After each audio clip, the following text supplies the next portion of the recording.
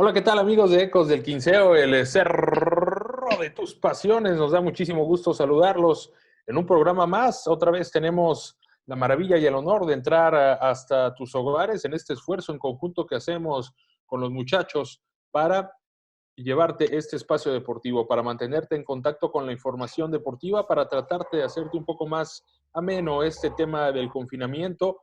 Hay que ser muy claros en este tema del confinamiento. No es todavía necesario estar en la calle sin estar haciendo las cosas esenciales.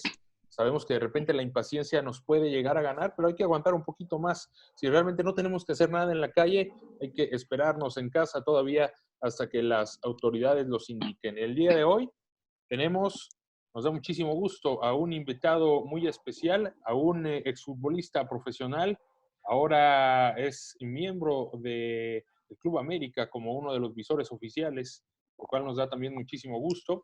Se trata de José Roberto Vargas, originario de Senio, Michoacán, un zurdo que debutó por allá del 2004 de la mano de Eduardo Acevedo, si no me equivoco, del director técnico uruguayo. Militó con el Atlas también, con los Panzas Verdes de León y con Alebrijes de Oaxaca. Roberto Vargas, muchísimas gracias por acompañarnos en este espacio, perdón. Muchísimo gusto tenerte por acá. Te damos la bienvenida y ojalá que no sea la última vez que estés por acá y que te sientas muy cómodo en esta charla. Lo que se trata es de recordar momentos, de recordar anécdotas para que toda la gente que sigue este espacio, bueno, viaje un poquito en el tiempo y recuerde y ¿por qué no hacerles una sonrisa también con algo de tus andanzas en el fútbol mexicano? ¿Cómo estás, Roberto? Te mandamos un abrazo a la distancia. ¿Qué tal, Marco? Buenas tardes. Bien, gracias por la invitación. Y siempre pues, es un honor apoyarte en este tipo de entrevistas. Y sí, digo, al final de cuentas, buenos momentos y buenas enseñanzas aquí en Monarcas y en todos los equipos que mencionaste. Por ahí en Venados de Mérida también estuve. Creo que fue el equipo donde más, digo, después de Monarcas, donde más tiempo estuve allá en la Blanca Mérida. Venga, pues mucho que platicar, Robert. Canterano, además, tiene ese plus. Es canterano de la monarquía. Saludo a mis compañeros en la mesa antes de entrar al diálogo con Roberto. Michelle Cárdenas, ¿cómo te va? Un abrazo a la distancia. Un gusto saludarte. ¿Qué tal, compañero Roberto? Un placer tenerte aquí. Y sí, no, bien dice Gracias. que recordar es volver a vivir, así que vamos a recordar momentos importantes que estuviste aquí en Monarcas y más, ¿no? Un michoacano, estar en el equipo del estado, pues debe ser algo especial y también por ahí ya hay un posible calendario para el regreso de la Liga MX. Así es, lo vamos a platicar al final de este programa, en el cuarto bloque, Mitch Cárdenas, porque por ahí el diario Récord dio a conocer un calendario, perdón, tentativo. Ojo, hay que señalar y hay que subrayar eso, tentativo, pero aseguran ellos que es lo más cercano a la realidad. Lo vamos a platicar, por supuesto. Eder Ávila, ¿cómo le va? Muy buenas tardes. ¿Cómo le va? Hola Marco, muy buenas tardes, te saludo con gusto, compañeros de esta mesa virtual. De igual manera, ¿qué tal Roberto? Un gusto que nos acompañes acá en esta tu casa, Ecos del Quinceo. Y pues bueno, Muchas se nos viene un gracias. programa muy vasto para todos los aficionados, no nada más de Monarcas, sino también del fútbol mexicano. Señor Laporta, ¿cómo le va? Muy buenas tardes. Un placer saludarlo a la distancia. Le mando un abrazo. ¿Qué tal, Marco, Carlos, Mitch, Eder, Roberto? Un gusto tenerte por acá. Gracias. Interesante el tema del calendario porque prácticamente se estaría jugando, eh, son 7 semanas aproximadamente, poco menos de 7 semanas las que se jugarían, donde son jornada de la 11 a la 17, los cuartos de final, semifinal y obviamente la final. Vaya, creo que nunca nos ha tocado ver un calendario tan reducido, tan apresurado. Aún con esto de los 5 cambios que ya está permitiendo FIFA por partido, se me hace demasiado, porque prácticamente vas a jugar cada tercer día y no sé si de pronto los jugadores estén listos para esto, porque bueno, sabemos que está la corriente que dice son profesionales, ¿cómo es posible que no puedan jugar cada tercer día? Y la otra que dice, bueno, pues no se puede, ¿no? Y los equipos que lo hacen a nivel mundial normalmente tienen 6, 7 rotaciones para los titulares presentes más la banca. Entonces, será interesante todo esto, ver cómo funcionan estas jornadas dobles prácticamente todo el tiempo, del 26 de junio al 9 de agosto, y con los 5 cambios, va a ser interesante ver cómo funcionan la Liga MX bajo esos esquemas. Pues ya lo platicaremos más adelante, mi querido señor Laporta. Carlos García.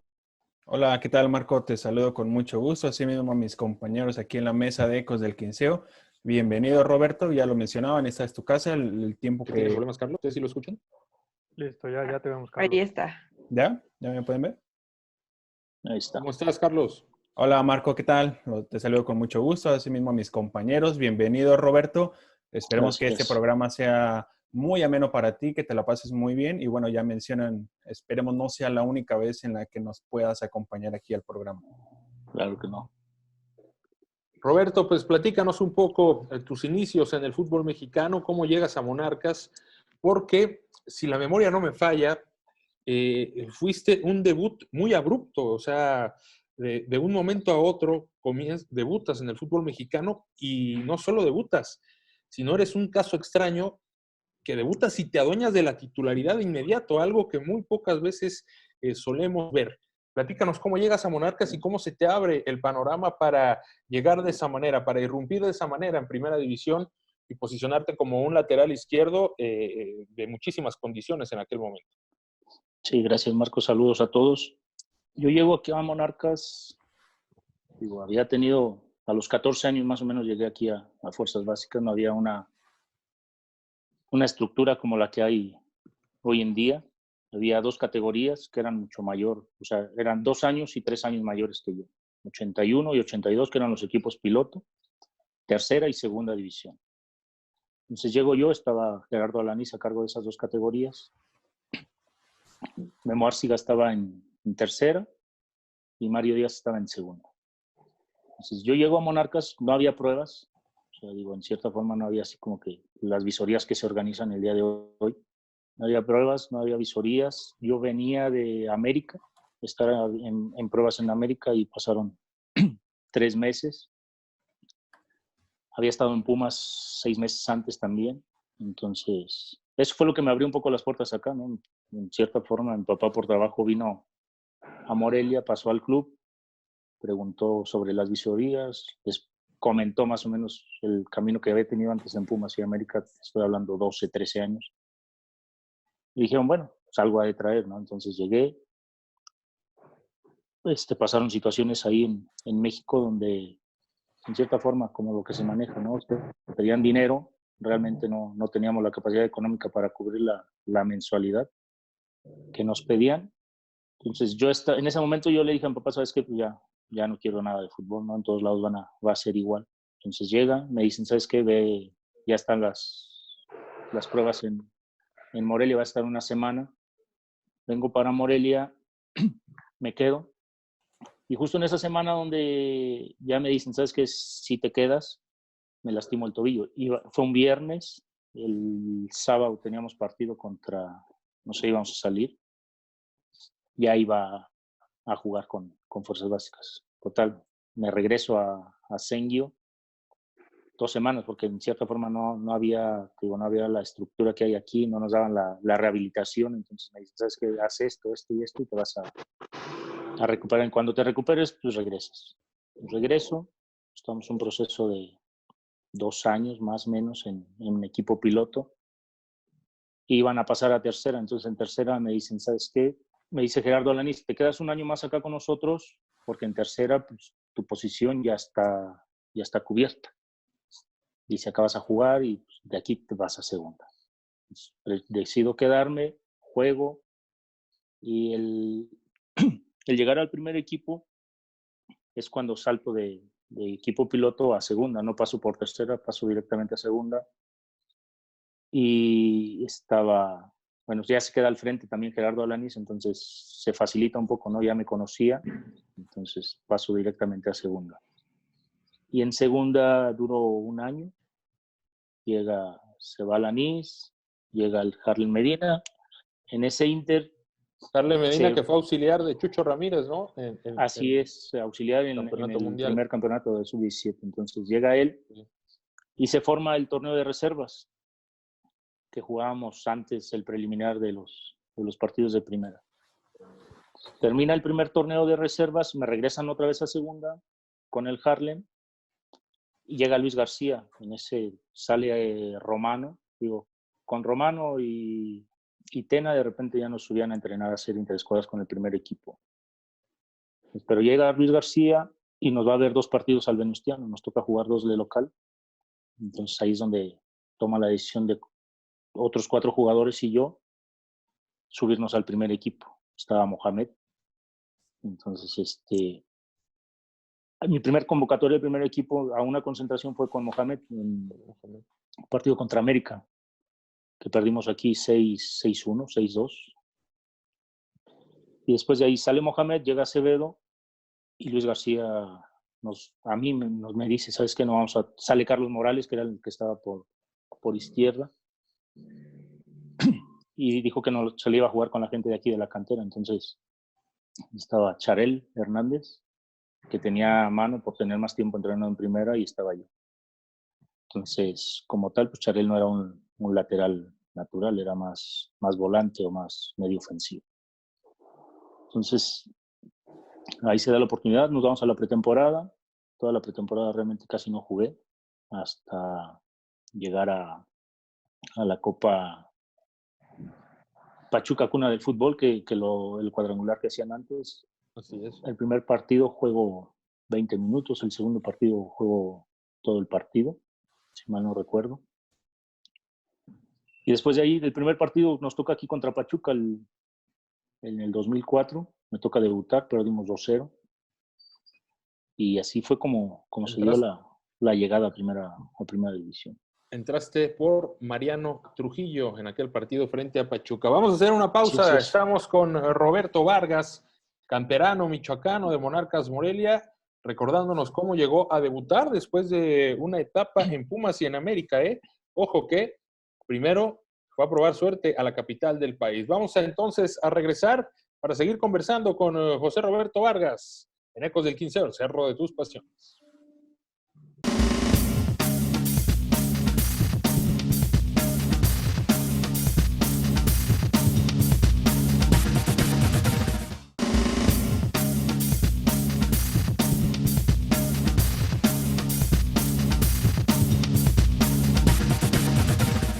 Ya estamos de vuelta en Ecos del Quinceo, el Cerro de tus Pasiones, platicando con José Roberto Vargas, michoacano, nacido en Senguio, que debutó en el lejano ya torneo de Apertura 2004 en aquel Monarcas, en el que jugaba Damián Álvarez, el Pirata Castro, estaba Fernando Arce, también estaba Mariano Trujillo, todavía estaba el Tato Noriega, estaba Moisés Muñoz, estaba David Enríquez, este defensa chileno muy bueno, Carlos Humberto González, estaba Edgar Solano, Rodrigo Prieto, José Gallardo, muchos canteranos también, el Toro Martínez, Junior Madrigal, y Eduardo Acevedo les empezó a dar posibilidad a algunos, y en tu caso, pues te fue muy bien en ese torneo de arranque, Roberto.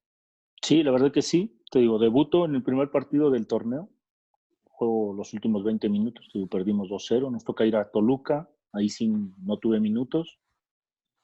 Regresamos aquí contra Veracruz y empatamos, creo que era cuando estaba Cuauhtémoc, que traían un equipazo, Cuauhtémoc, Clever, Terrazas, Braulio.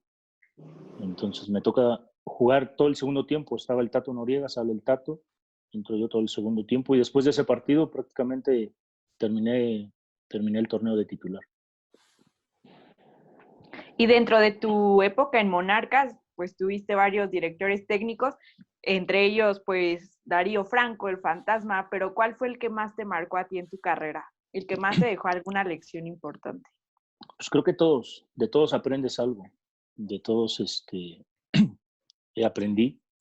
Me tocó el Tuca, a lo mejor más disciplina, más exigente en todos los sentidos, ¿no? Tanto dentro como fuera de la cancha. Muy buena persona, digo, prácticamente se transformaba cuando cruzaba la línea de campo para ¿Sí era real esa transformación? ¿Sí era real esa transformación? Fíjate que sí, o sea, dentro de la cancha te exigía al máximo, ¿no? Las cascaritas, digo, te tocó estar ahí, creo que prácticamente era un interescuadras, entonces, pero bien, del fantasma, como dice Michelle, me tocó el fantasma, una anécdota por ahí que tengo con él que realmente no me tenía considerado, ¿no? Entonces, de repente se da la oportunidad, empiezo a jugar y cambian las cosas. Entonces me sigue dando continuidad después del primer torneo. Termino jugando el torneo de titular. El segundo torneo que empieza él, igual lo inicio de titular. Y ¿quién más me tocó? Darío Franco, igual, pues, la exigencia dentro del campo, el liderazgo que tenía dentro del campo, igual también. Entonces, me tocó Sergio Bueno, que tácticamente a lo mejor obsesionado con el salir jugando desde atrás, era muy repetitivo, pero Muy al estilo La Volpe, ¿no? así es. Entonces, era salir jugando desde atrás y muy perfeccionista en ese tema, ¿no? Entonces, aprendes de todos, de los estilos de cada entrenador, aprendes. Me tocó Romano, también me tocó en Atlas, me toca Brindisi en Atlas también, Tomás Boy cuando regresa del veto que tenía supuestamente, entonces regresa a Atlas, me toca, y son diferentes estilos, entonces diferente carácter, diferente personalidad de cada uno de ellos, pero de todos aprendes un poco. Entonces ahora tratas de agarrar lo mejor de cada uno de ellos para llevarlo por tu cuenta en el tema de la dirección técnica, ¿no? Que terminamos el curso también. Roberto, eres oriundo de un municipio pequeñito, aquí en el estado de Michoacán, Senguio. ¿Qué tan difícil para ti como michoacano fue llegar hasta Monarcas Morelia? Nos comentas a grandes rasgos tu trayectoria y cómo le hiciste para llegar, pero ¿realmente es complicado para los michoacanos? O sea, el panorama para el michoacano es complicado, es de la misma manera que los que vienen fuera del estado a probarse con Morelia. ¿O cuál fue tu experiencia en sí en el reclutamiento de Monarcas? Tomando en cuenta que eres michoacano. Sí, claro. Digo, es más complicado con uno que viene en cierta forma de un municipio de Michoacán, donde a lo mejor vengo de una familia de clase media baja, pues se complica un poquito más, ¿no? Porque tienes que pagar. Digo, afortunadamente aquí tenía familia que no pagaba una renta, que se facilitaba un poquito en esa parte, ¿no?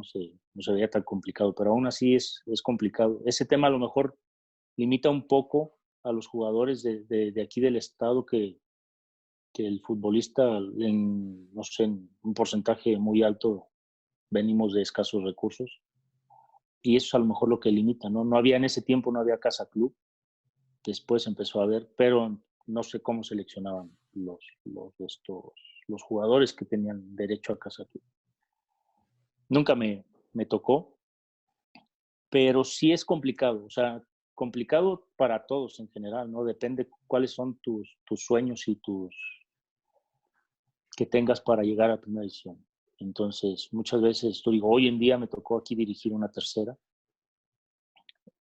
y lo ves, ¿no? Ven al jugador como un prototipo, pero fuera de la cancha, no como, o sea, a lo mejor como viste, como qué carro trae y todo eso. Entonces, en una plática con Hugo Chávez nos preguntábamos, o me preguntaba, ¿por qué querías llegar a jugar? Porque quería, o sea, el querer llegar era un sueño, ¿no? Jugar en un estadio, jugar en primera división como profesional, y no te fijabas tanto en que si ibas a ganar o no ibas a ganar o cuánto ibas a ganar. Digo, en lo personal creo que nunca nos preocupamos, o yo nunca me fijé en si iba a ganar o cuánto iba a ganar, nunca ese es el sueño que yo tenía, jugar en primera división independientemente del tema económico. Oye, pero no crees, bueno, perdón, me adelanté, compañeros, pero sí. Relacionado un poco al tema que preguntaba Eder, ¿no crees que le hacen falta más michoacanos a Monarcas permanentemente? O sea, que su base, teniendo tanto talento en Michoacán, que su base fuese, quizá no su base, pero que sí haya permanentemente claro, jugadores michoacanos. Sí, creo que debe haber una identidad, ¿no? En cada club. Yo lo veo de esa manera. Entonces, yo te veo porque, por ejemplo, cuando yo llegué, éramos, no sé, sobre 5, 6, 7 chavos que estábamos en primera. Junior, que era michoacano, Pliego era michoacano, Nacho Carrasco era michoacano, o sea, digo, moreliano, más que nada. Gallardo. Estaba Gallardo, estaba Omar Trujillo, Moy Muñoz. Entonces, éramos, pues, no sé, unos 8 o 10 jugadores michoacanos que estábamos dentro del primer equipo, ¿no? Que tenían más participación, pues era Pliego, era Moy, Omar, en su momento Nacho y su servidor, ¿no? Que éramos los que más participación teníamos como michoacanos. Y hoy en día, pues creo que aquí en Monarcas, creo que no sé si hay uno del estado. En primer equipo creo que es el portero Malagón, el michoacano. Sí, los dos porteros, el Gutiérrez, que es de Santiago Tangamandapio, y Malagón. Entonces, esa es como la parte de lo que dicen, ¿no? Y que sí hay, porque tanto, digo, ahora que estás que estoy en este tema dentro de las visorías, lo que es Michoacán, es de los estados que más jugadores aporta a Primera División. Roberto, nos hablabas un poquito de tu trayectoria, de cómo es que llegas, cómo te adueñas de la titularidad con distintos técnicos. En tu primer torneo son 14 partidos, luego 7, luego 10, otra vez 14. Es decir, parecías bastante regular, parecía que habías llegado para quedarte y de pronto en la apertura 2006 vas a Primera A. ¿Qué pasó ahí que de jugar 14 partidos al siguiente torneo te dicen, sabes qué, no, ya no contamos contigo? Era en el 2014, digo, llega en el 2007, después del Mundial, sale Andrés Guardado de Atlas. Entonces, me voy a Guadalajara con Atlas. Ahí el primer torneo, cuando estuvo Rubén, estuvo la mitad del torneo, me fue bien, una regularidad buena. En resultado no nos fue tan bien. Entonces sale Rubén, llega Tomás y ahí sí no jugaba. Entonces el siguiente torneo yo ya traía una lesión de hombro arrastrando desde inicios de que llegué a Atlas. Se me luxaba mucho. Entonces decido operarme el segundo torneo porque no tenía tanta participación. No sé ahí qué pasó. Pero digo, cosas a lo mejor de arriba, ¿no? Órdenes de arriba que a lo mejor son cosas que no pueden debatir los técnicos. Pasa y me toca irme a León. Entonces León me fue bien, de repente arrastré otra lesión ahí en León en el segundo torneo donde no terminé muy bien. Regreso a Monarcas a hacer una mini pretemporada aquí con Tomás y llega el draft, me mandan a Mérida, que era filial de Monarcas. Me va bien, deportivamente hablando en Mérida me fue muy bien. Resultados como equipo no tuvimos los que deseábamos, pero deportivamente me fue bien. Esa franquicia la cambian a Nesa y bien también. Estuve 6 meses, cubrí mi contrato con Monarcas, yo pertenecía a Monarcas. Perdón, después de ahí ya no llegué a ningún arreglo con ningún equipo, no salieron opciones, no me dediqué realmente como tal, no tenía un representante. Entonces, ahí se complica, paro 2 años y la verdad, sorpresivamente ya estaba enfocado en otras cosas yo aquí en Morelia cuando me hablan del proyecto de Alebrijes que querían que fuera parte de él. Entonces, regreso 2 años, estuve 6 meses, firmo 1 año y 6 meses. Entonces, a los 6 meses me dicen, ¿sabes qué? Pues ya no entras en plan. Situación que ya, la verdad, pues me desgastó porque yo estaba con unos negocios aquí en Morelia donde pues, íbamos levantando. Lo dejo y voy para allá y me aseguran que me iban a cumplir el año de contrato. No me lo cumplen, yo en cierta forma decepcionado, le digo, ¿sabes qué? Ya, me busquen equipo. Terminamos en buenos términos, me pagaron lo que tenía el resto del contrato y ahí fue donde ya decidí parar de jugar al fútbol. Vamos a hacer una pausa, Carlos, antes de tu pregunta. Estás en Ecos del Quinceo, el cerro de tus pasiones. Estamos en charla con Roberto Vargas, el zurdo de Senguio. Una práctica muy interesante alrededor de su trayectoria. Ya regresamos.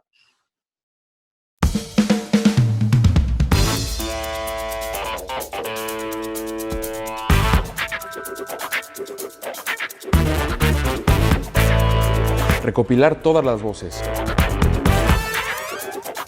reunir toda la pasión con la intención de transmitirlo hasta cada uno de los rincones del estado de Michoacán.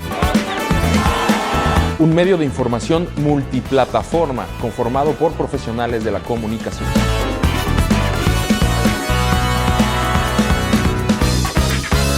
Somos un equipo conformado por fotógrafos, reporteros, escritores, editores y camarógrafos. En Facebook, nuestros alcances están cerca de los 500,000 usuarios mensuales, sin invertir un solo peso, totalmente orgánico, colocándonos como uno de los medios de comunicación deportivos más importantes del estado de Michoacán. Así es, eso es Ecos del Quinceo, el cerro de tus pasiones.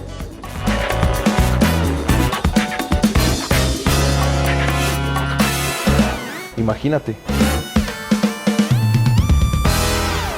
Estamos de vuelta en Ecos del Quinceo, el cerro de tus pasiones, en este diálogo con Roberto Vargas, quien por un tema de lesiones empezó a perder regularidad en primera división. Todavía tiene un paso bastante brillante en la Liga de Ascenso a nivel individual, no así colectivo con Mérida, y termina su carrera en 2013 con Alebrijes de Oaxaca. Carlos García, cedo el micrófono virtual contigo. Sí, Roberto, yo quisiera preguntarte, Sí. ¿cuál fue tu principal razón o la principal motivación que tuviste para ahora trabajar con jóvenes? Es decir, ¿cuál fue el proceso que tuviste que pasar para encontrar esa nueva faceta en la que te dedicas actualmente?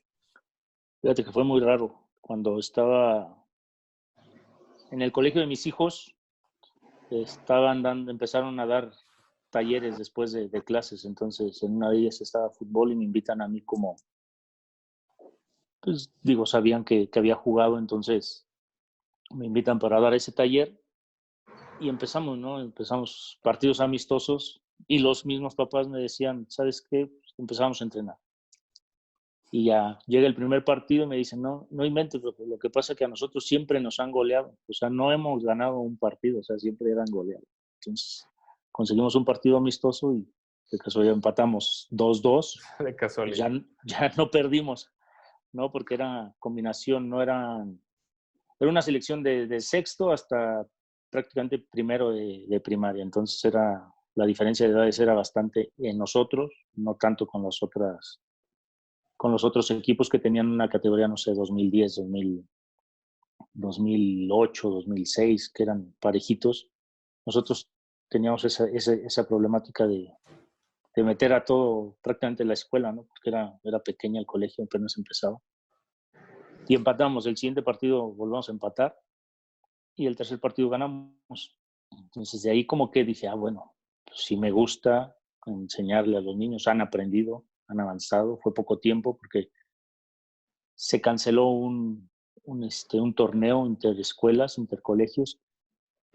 Se canceló y entonces ya de ahí fue cuando decidí, sabes que sí me gusta, o sea, creo que puedo enseñar a los niños. Después de ahí sale una opción, me voy a Estados Unidos, regreso. Yo la idea era ya prácticamente regresarme con mi familia para Estados Unidos, regresar a Morelia y llevarme a mi familia. Me llega la convocatoria del curso de entrenador y le digo a mi amigo, ¿sabes qué? Pues ya no me regreso, me quedo aquí a hacer el curso. Y así fue como empezamos a hacer el curso. Entonces lo hacemos en Toluca, terminamos hace un año prácticamente y terminamos bien. Digo, de ahí empezamos con la tercera de aquí del Gestal, que fue otra experiencia también buena porque cuando llego al equipo del Gestal llevaban un récord prácticamente que no habían ganado en todo el torneo. Los 3 puntos que llevaban los habían ganado en la mesa. Y llego como auxiliar y antes del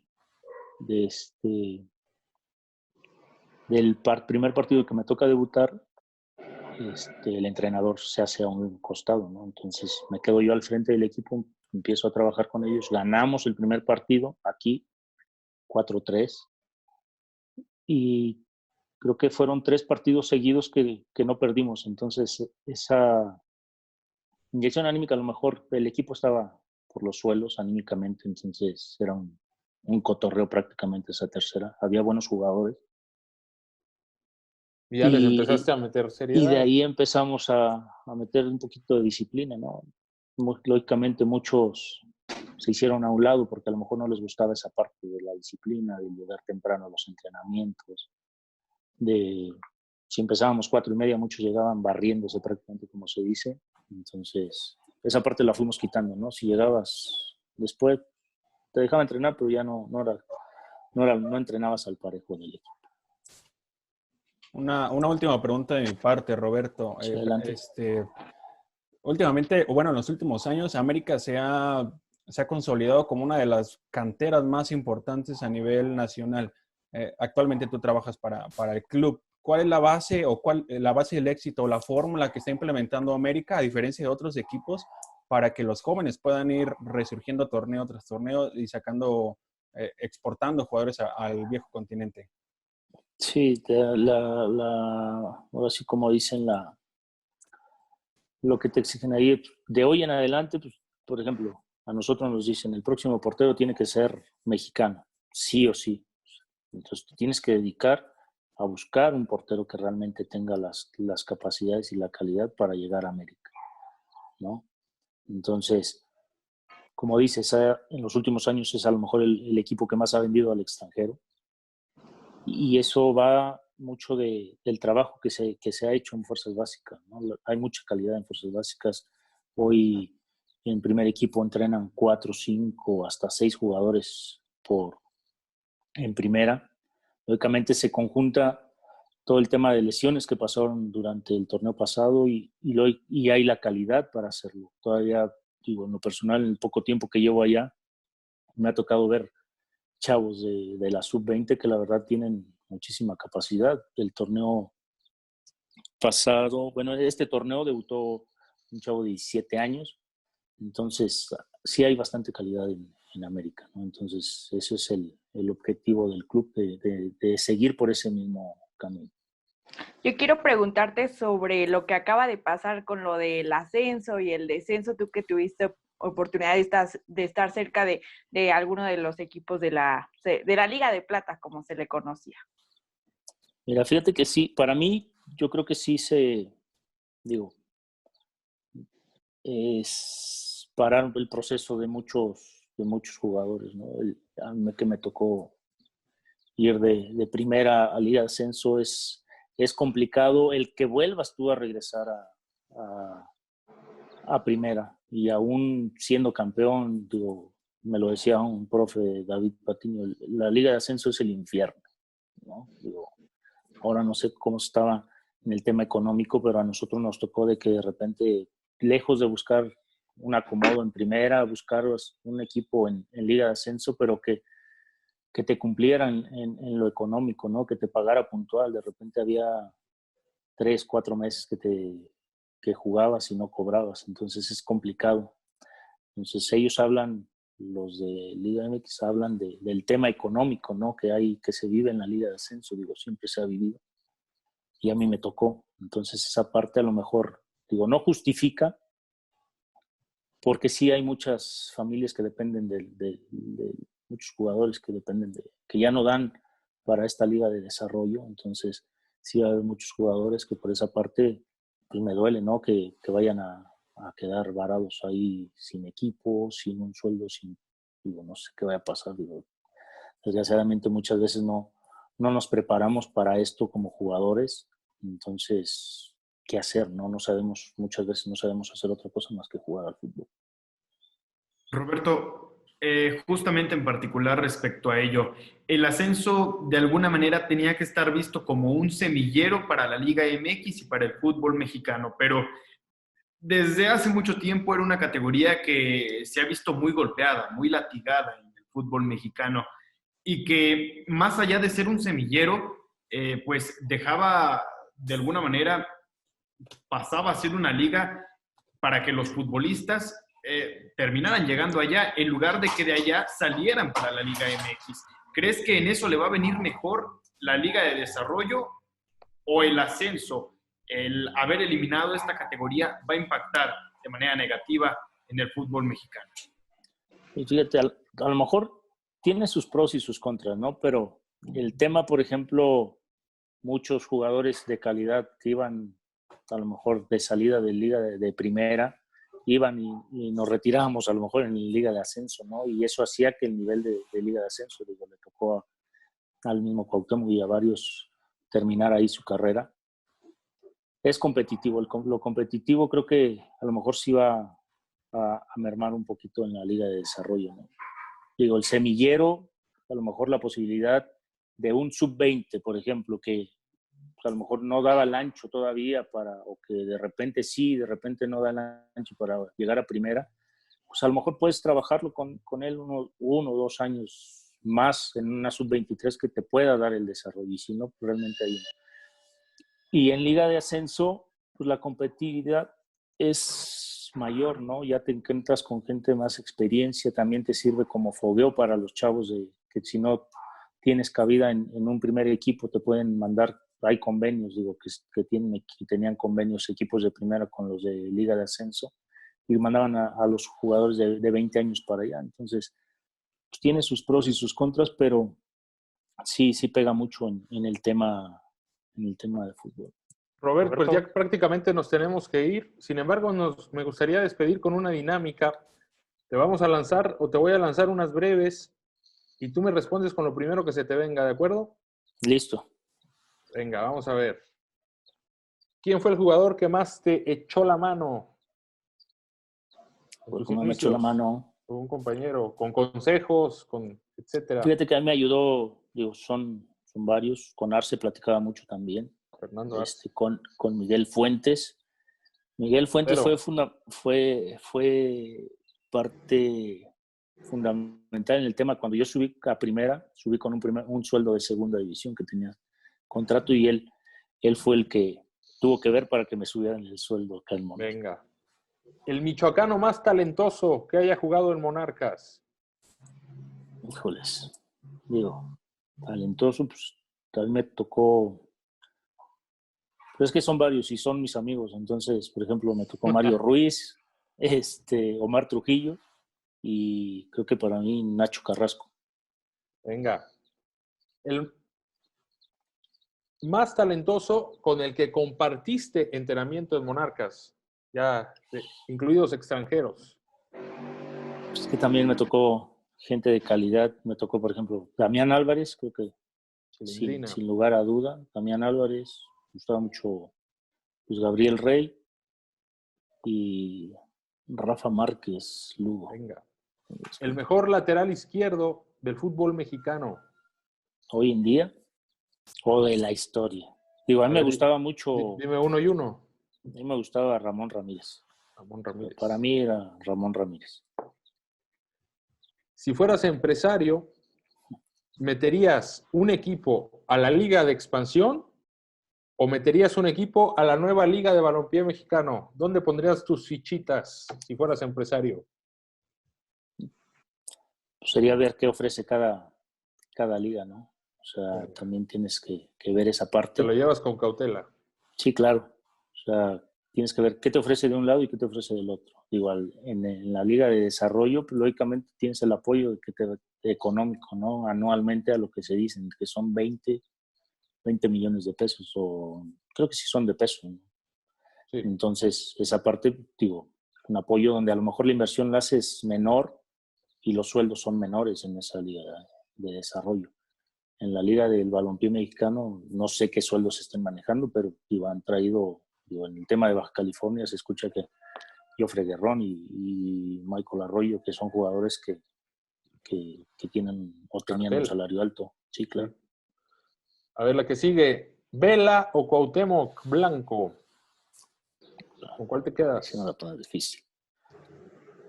Es que los dos tienen mucha calidad. Digo, a mí me encantaba Cuauhtémoc Blanco por su personalidad, el carácter y todo lo que hacía. A lo mejor no caía muy bien, pero Vela lo que hizo en España también es de aplaudir, ¿no? Entonces, me quedo con los dos. Venga. ¿Rui Díaz o Sabá? Hablando de delanteros de Monarcas en alguna época. Me quedo con Sabá por ser mexicano. No tengo nada en contra de los extranjeros, pero sí, lo que hizo Sabá. Y aparte, fue fundamental cuando fue a la selección, ¿no? Para ir Claro. que está peleando ahí Para ir a el Sudáfrica. repechaje, es claro. A ver, y esta yo creo va a estar más difícil. ¿Torta de carnitas o taco de carnitas? No, soy más taquero. Taquero. Soy más híjole. taquero, sí. No sabes lo que acaba de pasar por aquí, se me hizo agua la boca. Y por último, Robert, tu mejor partido, ¿lo tienes en la mente? Mi mejor partido yo creo que fue contra Tecos, un partido aquí que ganamos 3-1. Fue de los mejores partidos que me tocó. Y lógicamente, pues el partido contra América, que me tocó hacerle gol también a América ya. Que ganaron en el 3-2, torneo del ¿no? debut, Ya. ganamos 3-2 allá. Muy buena jugada esa individual, por cierto. Pues muchas gracias, Robert. Claro. Ha sido un placer estar en contacto contigo. Te mandamos un abrazo de parte de toda la gente de Ecos del Quinceo y que sigan los éxitos, que siga el crecimiento en esa carrera como director técnico, ya sea en el fútbol formativo o en el fútbol profesional. Lo que el destino tenga para ti, hay que recibirlo y entregar siempre el mayor de los profesionalismos. Un abrazo, Robert. Muchas gracias, Marco. Igual para todo tu equipo ahí de trabajo. Un abrazo y que se lo pasen bien. Ya en la próxima entrevista nos platicas por qué del apodo, ¿vale? Lo dejamos ahora de esa manera. Vamos a hacer una pausa. Regresamos en Ecos del Quinceo para platicar de la reanudación de la Liga MX. Ya hay fechas. Ya volvemos.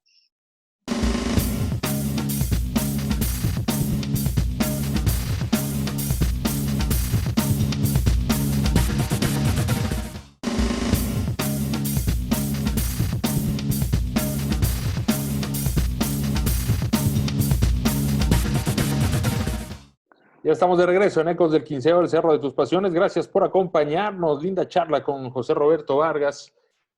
Me da pena decir el apodo que tenía, por eso hay que guardarlo para la próxima charla que tengamos con él. Ya se comprometió en explicarnos el por qué. Seguramente si usted conoció la trayectoria de Roberto Vargas, se acordará de su apodo bastante particular, bastante peculiar. Ojalá que haya disfrutado de este diálogo con él y de aquella época en la que Monarcas Morelia vivía de la mano del Tuca Ferretti, de la mano de Mohamed, de Eduardo Acevedo. Algunos de nosotros éramos muy jóvenes. Vamos a seguir platicando de otros temas, y es que se ha dado a conocer un presunto calendario para reanudar a la Liga MX que marca que habría actividad de nueva cuenta el próximo viernes 26 de junio. Viernes 26 de junio, es decir, un mes y 2 semanas más nos separan de la reanudación del Clausura 2020. Este calendario, publicado en el diario Récord, o publicado por el diario Récord, indica que habría varias dobles jornadas y que la liguilla se comenzaría a disputar a partir del 23 de julio para celebrar la gran final el 6 y 9 de agosto próximos. ¿Cómo ven el tema? ¿Qué tan viable? ¿Qué tan poco viable? ¿Qué tan apretado? ¿Les gusta? ¿No les gusta? Yo creo que es complicado. Insisto, de pronto creo que se va a marcar mucho más la diferencia de presupuestos, porque acá cómo sufre Morelia cuando no está el Mago Valdivia. Imagínate en un supuesto donde se lesionen 2 defensas titulares por cargas musculares y que cuando regresen los que estaban, porque están más cargados al no tener recambio, se caen. Entonces vas a tener un brinco de lesiones.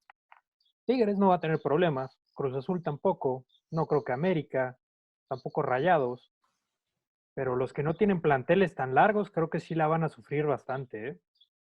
Y más porque recordamos que cuando se jugaba la Copa, a veces no metían a los titulares, incluso en instancias ya importantes, que por la carga muscular y que no vaya a ser la lesión. Y acá, pues estás hablando de que tienes que meter a tus jugadores en cada tercer día. O sea, por ahí sí puede haber lesiones y también no sé qué tanto los jugadores estén dispuestos.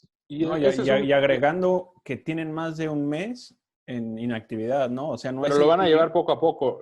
Lo van a llevar poco a poco, Carlos. Se estipula que a finales de mayo ya empiecen a retomar las prácticas. O sea, van a tener un mes de preparación. Una mini pretemporada, entonces, ¿no? Incluso con partidos amistosos se dice. América regresaría a los entrenamientos de alguna manera el próximo 15 de junio. A pesar de eso, yo coincido con lo que dice el señor Laporta. Es algo que ya se tiene previsto, el tema de las lesiones, pero la situación de los recambios vas a terminar, o sea, sí se trata de dar muchas oportunidades y lo que sea para los jóvenes, pero no le puedes dejar un partido decisivo de entras o no a liguilla a medio cuadro que forme parte de la selección sub-22. Pero se están enfocando ustedes en un tema demasiado negativo, o sea, están yendo directamente hacia las lesiones, o sea, nada nos garantiza que pueda o no haber. O sea, creo que hay otras partes específicamente que pueden ser más simple y sencillamente. ¿Cómo van a hacer para entrenar? ¿Va a haber o no pruebas? En fin, te escucho, Laporta. Se tienen que hacer pruebas. Sí, eso creo que es tema aparte. Siguiendo con el tema físico, lo hablamos así porque creo que el futbolista en México no está acostumbrado a eso. A tener un parón tan largo, luego empezar pretemporada e inmediatamente empezar una temporada durísima, no sé. Y a ver, si hablamos del cuarto lugar, América está a 7, 8 puntos de calificar, también Santos. León a 4 o 5 puntos, o sea, Cruz Azul a 3 o 4. De pronto van a regalar partidos, ¿eh? No, espérame, van a tener que jugar partidos a ritmo de un mundial. O sea, se van a jugar en un mes partidos ya de definición, de clasificación, de playoffs, etcétera. Eso va a ser el ritmo de un mundial en un mes. Pero el tema es que Cruz Azul sí puede decir, ¿sabes qué? Yo te voy a aventar a 10 de Cruz Azul Hidalgo y tal vez mantengo a Corona, o ¿sabes qué? Saco a Corona, meto a Jurado. Te regalo el partido, voy a jugar con reservas. ¿Por qué? Porque estoy a 3 puntos de calificar. Pero Morelia ni de chiste puede darse ese lujo porque está ahí rozando, está coqueteando con área de liguilla. Entonces sí va a estar muy disparejo el tema. Ahora, compañeros, con esto se podría ya decir que equipos como Morelia, que está ahí en el 9º lugar, ya la tendría muy complicada el hecho de ingresar, ¿eh? Sí, Marco. No, pero ve la diferencia con el sí, Marco, pero, o sea, de repente se nos olvida que Morelia solo puede perder un partido más. Es muy un pronto, partido más y desgastar a todos sus jugadores. O sea, acuérdate que ese presupuesto fuera un estimado, tampoco es que... Es un estimado. Hay una ley que diga que si Monarcas pierde 2, tampoco puede calificar. Eso va a depender de cómo esté fluctuando en los demás resultados. Yo creo que no es tan dramático como lo pones tú. O sea, te la compro. Porque faltan todavía, ¿cuántas? 7 jornadas. Son 21 puntos y la diferencia es de 1. Pero tienen que ganar 4 por lo menos, Marco. Sí, eso sí. Puede perder 3. Pero hay con qué. Es complicado, es complicado. Y más, te la voy a comprar, Marco. Yo dejo la moneda en el aire, o sea, no la quiero cargar ni para un lado ni para el otro. Sí, la estás cargando.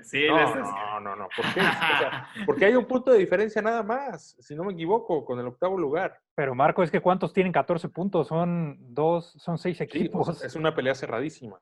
Sí. O sea, el margen de error es muy para poco. todos. El margen de error ahora, este calendario es el calendario más optimista, ¿eh? Es el calendario más optimista. Ojalá, reitero, que ya se reanude cuanto antes, porque esto le afecta a todo mundo. O sea, que se reanude la economía, ¿no? Y con ello el fútbol, que es algo que también preocupa. Sí, no, la verdad que el tema está para largo. Lamentablemente el tiempo se nos ha agotado ya el día de hoy, pero hay muchas aristas, ¿no? Se habla de que no va a haber ingreso a los estadios durante todo el 2020. Es un tema interesante porque de ahí se arrojan muchas pérdidas económicas. Sin embargo, bueno, exactamente. O sea, mencionan que es posiblemente un calendario, pero ¿en qué momento va a salir también los dirigentes de la federación, de la liga, a decir más o menos cuándo va a ser, qué va a pasar? Es que no. Es que depende del gobierno. Cuando lo diga el plan de su plan ya sanidad, lo tiene. O sea, la liga ya lo tiene este plan. De hecho, la información que saca Récord, ellos dan por hecho que es el plan que tiene la liga en su escritorio, pero tienen que esperar la autorización del gobierno para que la liga lo dé a conocer. Marco, ahora, no sería bueno, digo yo, ya que estamos en previstos y en supuestos, no sería bueno eliminar la vuelta de la liguilla, es decir, eliminar los partidos de vuelta de la liguilla y que se juegue de una manera más longada. Es una buena propuesta. Los partidos restantes. Es una buena propuesta, a un solo match, ¿no? Que se juegue en casa de quien...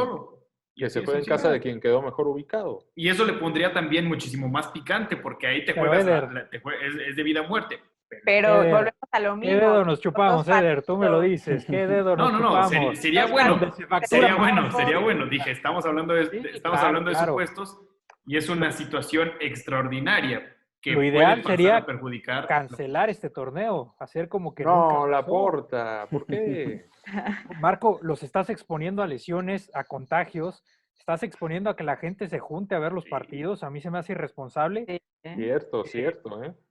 Y sabemos Tienes que de razón, pronto tienes se razón. utilizan medios de comunicación para filtrar información. No Lo dijo digo que sea el Vucetich, caso, lo dijo no digo que Vucetich. sea el caso, pero yo creo que sí ya hay un plan como el que presenta Record sobre la mesa de vamos a jugar Sí, de por esta supuesto que manera. lo hay. Sí, Lo sí, dijo sí. Vucetich, ¿eh? Ojo lo que dijo Vucetich. Somos el conejillo de Indias del gobierno, hablando de los futbolistas. Bueno, nos tenemos que ir, Mitch. Muchas gracias. Adiós, saludos a todos. Eder Ávila, te agradezco. Pásenla bien. Señor Laporta, Saludo a todos, un abrazo. Carlos García.